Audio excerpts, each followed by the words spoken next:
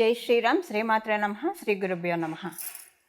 దేవగురువైన బృహస్పతి వృషభ రాశిలో ఆయన సంచారం చేస్తూ ఉన్నారు.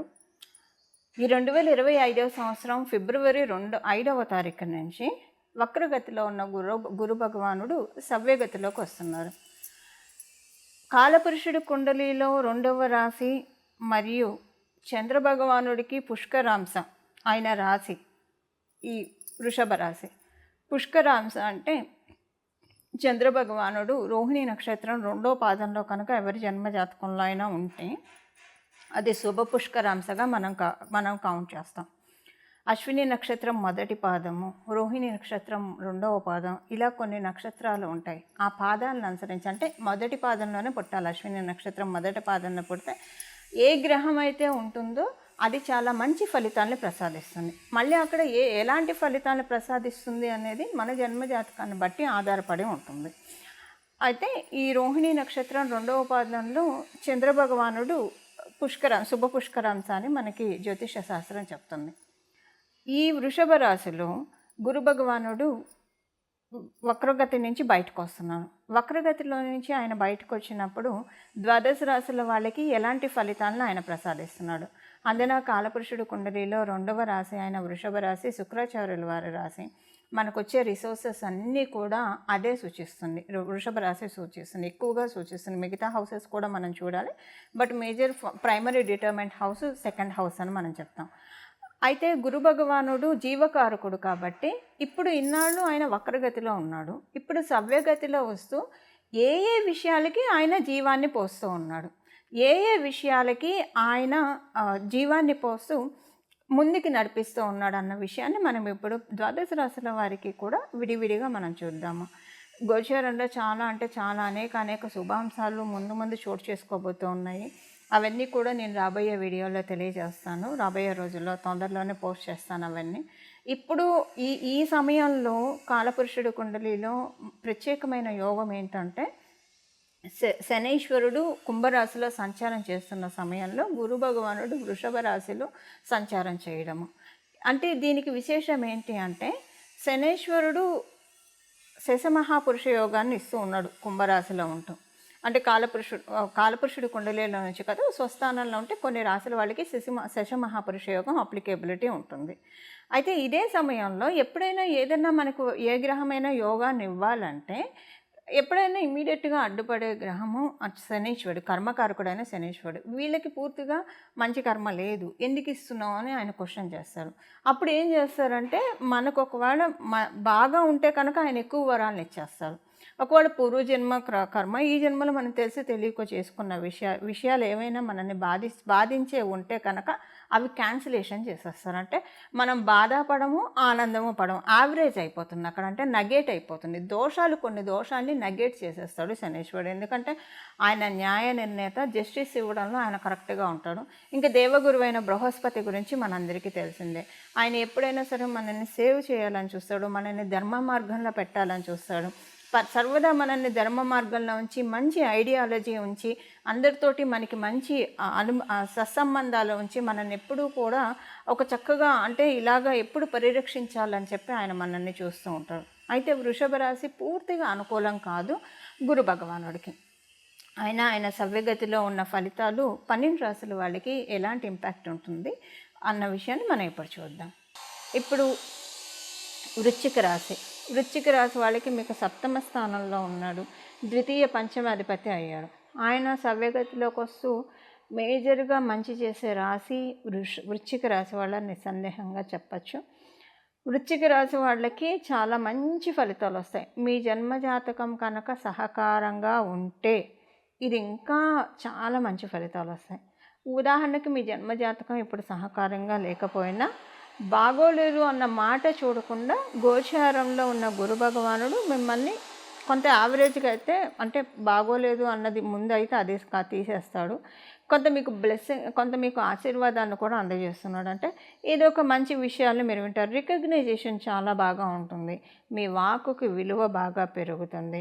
బిజినెస్ చేసే వాళ్ళకి చాలా మంచి శుభ సమయం ఇప్పుడు. రియల్ ఎస్టేట్ కావచ్చు, మీరు ఏ బిజినెస్ చేస్తూ ఉన్నా సరే చాలా మంచి, వ్యాపారస్తులకి చాలా మంచి శుభ సమయము. మంచి ఆలోచనలు వస్తాయి. ఈ ఆలోచనలో ఏంటంటే మీరు కొన్ని అంటే ఏది మీరు క్లారిటీ బాగా ఉంటుంది, ఐడియాలజీ చాలా బాగా ఉంటుంది, క్లారిటీ మీకు చాలా చక్కగా ఉంటుంది. ఏ ఏ ఆలోచనలు లేదా ఏ నిర్ణయాన్ని మీరు గట్టిగా పట్టుకోవాలి, ఏ నిర్ణయాన్ని మీరు తీసుకోవడం వల్ల మీ లైఫ్లో ఇబ్బంది వస్తాయి, లేదా ఏ విషయాన్ని మీరు పదే పదే మీలో మీరు తర్కించుకోవడం వల్ల మీకు ఇబ్బందులు తలెత్తుతున్నాయి, వీటన్నిటినీ కూడా మీరు తీసేస్తారు ఇప్పుడు. ఇలా మీకు గురు భగవానుడు చక్కటి అనుగ్రహాన్ని మీకు ప్రసాదిస్తూ ఉన్నాడు. ఇప్పుడు మీ జన్మజాతకంలో పూర్వపుణ్యం యాక్టివేట్ అవుతోంది. సో ఇది చాలా మంచి శుభ సమయం. ఇది చాలా మంచి శుభ సమయము వృశ్చిక రాశిలో పుట్టిన వాళ్ళకి. గురు భగవానుడు సవ్యగతిలోకి వచ్చినప్పుడు ఇచ్చే ఫలితాలను ఇప్పటిదాకా మనం చూసాము. ద్వాదశ రాశుల వాళ్ళు చేసుకోవాల్సిన పరిహారం ఏంటి అంటే ఏ స్తోత్రం చదువుకోవడం వల్ల గురు భగవానుడు, సో ఇప్పుడు 12 ఏళ్ళు గురు భగవానుడు ఈ సవ్యగతి ఇంకా బాగా మీ జన్మజాతకంలో గురుబలం ఉన్నా లేకపోయినా కూడా మీరు చక్కగా తీసుకోవచ్చు. ఈ విషయాన్ని మనం ఇప్పుడు ఒకసారి చూద్దాము. ఇది మనకి స్వామి గురు భగవానుడు అంటేనే గురుమూర్తి, మనందరికీ తెలుసు. ఆయన ఉన్నది శుక్ర రాశిలో కాబట్టి అమ్మవారిని మనం ఆరాధించాలి. అమ్మవారిని గురుమూర్తి రూపంలో ఆరాధించాలి. ఆ నామాలు ఏంటి ఇప్పుడు మనం చూద్దాం. అంటే అమ్మవారిని గురు రూపంలో మనం ఆరాధించాలి. ఇప్పుడు శుక్ర భగవానుడు అంటేనే అమ్మవారు. అందువల్లే మనకి జన్మజాతకంలో శుక్ర భగవానుడు ఎక్కడైతే ఉంటాడో అక్కడ సీతమ్మవారు కూర్చుందనో, శ్రీ మహాలక్ష్మి అమ్మవారు కూర్చుందనో మన పెద్దలు అంటే జ్యోతిష శాస్త్రాన్ని బాగా కాచి వడపోసిన పెద్దల దగ్గర మనం నేర్చుకుంటే కనుక వాళ్ళు మనకు అలానే టీచ్ చేస్తారు. ఇక్కడ శుక్ర భగవానుడు అని వాళ్ళు చెప్పరు, ఇక్కడ సీతమ్మవారు కూర్చుంది, ఇక్కడ శ్రీ మహాలక్ష్మి అమ్మవారు కూర్చుంది ఈ చార్ట్లో అంటే ఈ ప్లేస్లో అని చెప్తారు. అలాగే 12వ స్థానానికి వచ్చేసరికి వాళ్ళు ఏం చెప్తారంటే 12వ స్థానం అంటే సహజంగా లాసెస్, వ్యయము, ఖర్చు ఇలా రకరకాలుగా ఉంటాయి. అందులో కూడా చాలా మంచి విషయాలు ఉంటాయి. గిఫ్ట్ డీడ్స్ ఉంటాయి 12వ స్థానం నుంచి గిఫ్ట్ డీడ్స్.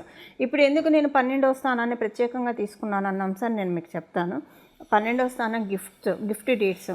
అలాగే 12వ స్థానం మన ఫారెన్ ట్రావెల్స్ని సూచిస్తుంది. అలాగే ఎక్స్పోర్ట్ అండ్ ఇంపోర్ట్స్ని సూచిస్తుంది 12వ స్థానము. ఇంకా మేజర్గా మనకి అంటే జ్యోతిష శాస్త్రాన్ని ఎవరైతే అమ్మవారి ఉపాసన అంటే బాగా తపస్సులాగా తీసుకుంటారో వాళ్ళు ప్రతి ఒక్క హౌస్ను కూడా బ్యూటిఫుల్గా చూస్తారు.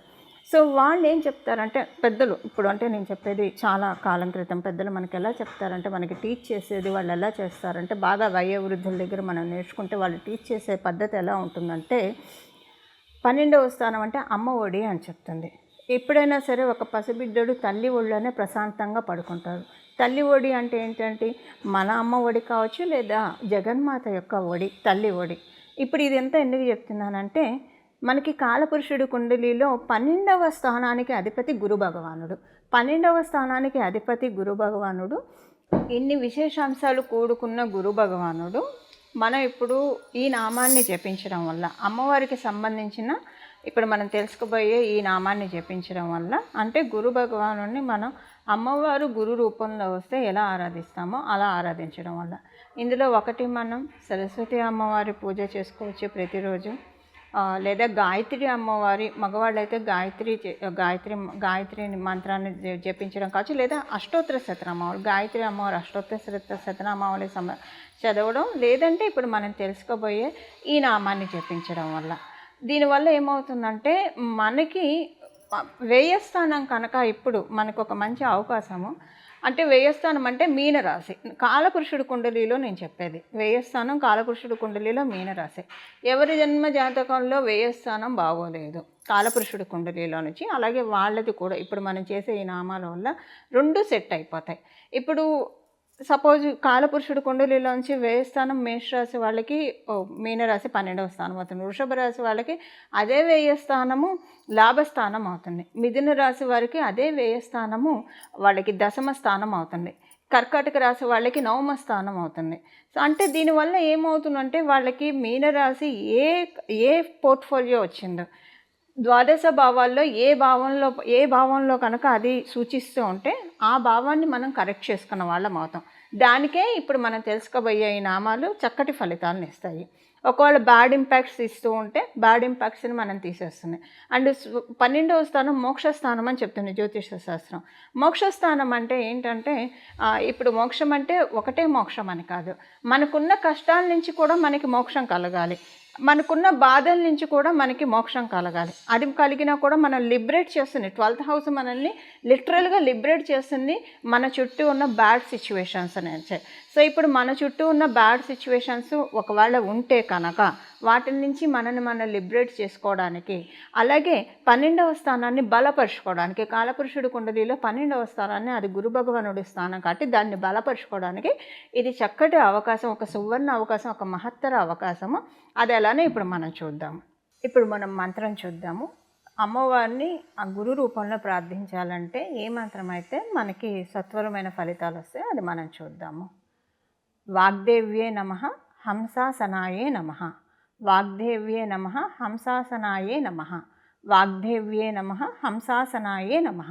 ఈ నామం జపించడం వల్ల ప్రతిరోజు 108 సార్లు, 21 సార్లు లేదా 108 సార్లు ప్రతిరోజు ఈ నామాన్ని జపించడం వల్ల మనకి ఇప్పుడు ప్రస్తుతం గోచారంలో గురు భగవానుడు ఉన్న సవ్యగతి మన కుండలిలో మన జన్మజాతకంలో ధనుసు రాశిని, మీన రాశిని కూడా చక్కగా క్యూర్ చేస్తుంది. ఇది ఒక ట్రీట్మెంట్ లాగా కూడా మనం భావించవచ్చు. అంటే ఏదన్నా ఇబ్బందులు ఉంటే, ఆ రాశులకు సంబంధించిన ఇబ్బందులు ఉంటే వాటన్నిటినీ కూడా తీసి ఆ దోషాలన్నీ కూడా చాలా నివృత్తి చేయబడతాయి. అలాగే యోగాలు ఉంటాయి, కొన్నిసార్లు యోగాలు ఇనాక్టివ్ స్టేట్లో ఉంటాయి. ఎప్పుడైనా అవయోగాలు నిద్రాణంగా ఉంటే మంచిది, యోగాలు నిద్రాణంగా ఉండకూడదు, జాగృత అవస్థలో ఉండాలి.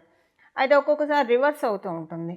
అవయోగాలేమో జాగృత అవస్థలో ఉంటాయి, యోగాలు నిద్రావస్థలో ఉంటాయి. అందుకే లైఫ్లో చాలా సమస్యలు ఒక్కోసారి చుట్టుముట్టేస్తూ ఉంటాయి.